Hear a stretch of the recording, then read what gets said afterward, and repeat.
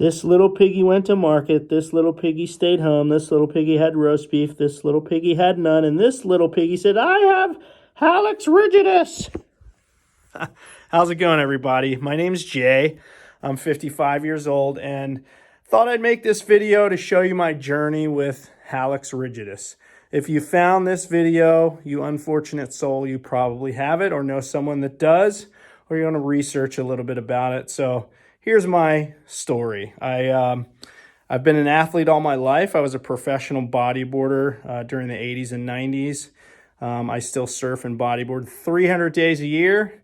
And I got into endurance sports in about 2005. And I did a whole bunch of triathlons, 11 Ironmans, a bunch of shorter distance races. And I started doing ultra marathons as well. So I did 50K and 50-mile races, a lot of pounding on the toe. So you might ask, how do you get Hallux Rigidus? If you don't already know, a lot of women get it from wearing high heels, their foot being at an odd angle and all the body weight pushing on the joint. Basically creates that situation where you get an arthritic condition in the joint. The cartilage shrinks and eventually you get to be bone on bone in that joint. Very painful. You also get bone spurs on top of the joint, which is the body's natural way of preventing that joint from bending so you don't damage it any further. So my situation, obviously caused by long distance running for many years. I'm still able to surf 300 days a year and run 35 miles a week, but with some pain in that toe joint. And, basically I'm in a situation where I have the bone spurs and I have about half the joint space left. I still have a little bit of viable cartilage in there. So I didn't want to go with a fusion, which is, where they basically take the joint out and fuse the bones together. But I did see a few different doctors, a podiatrist initially who gave me the diagnosis, which I had already known from doing internet research.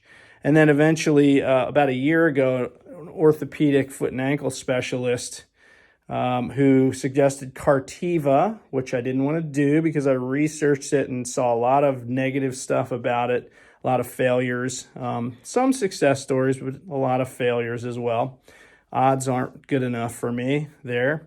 I didn't want to get a fusion because I still do have some viable cartilage. I want to maintain some flexibility in my joint for my athletic endeavors. And one doctor recommended an osteotomy, which involves cutting of the bone. It's kind of a longer healing time. Didn't quite feel comfortable with that. And my most recent visit to a local foot and ankle specialist here, who's very highly reputable, came up with the solution that I was comfortable with. It's called a capsular interpositional arthroplasty.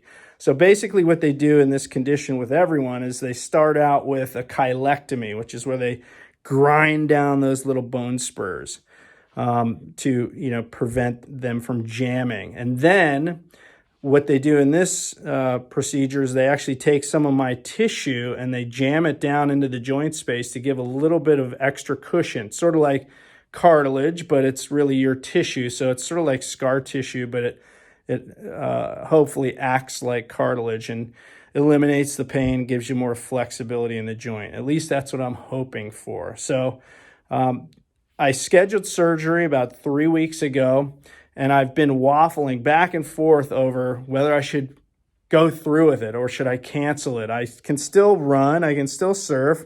Do I need to do this? Should I hold off? And then I thought, if I hold off, the joint's just going to get worse and worse. Eventually, I will be bone on bone, and fusion will be my really only option at that point. So I thought if I get this taken care of now, I may preserve some of that motion in the joint, and that's what I went with. So I was back and forth on the verge of canceling, and I went in for my pre-op about a week ago, and they really put my mind to rest over the procedure. They were very accommodating and answering all my questions. And I do suggest if you're going in, have a long list of questions either in your head or on paper that you want to ask them. Everything from how the procedure works, how many times have they performed that procedure, what are the reasonable outcomes of the surgery, and what's the recovery time. And that's going to vary from person to person. But Anyway, so I have surgery tomorrow at 12:45. I'm kind of nervous. The only surgery I've ever had in my life was to remove my wisdom teeth.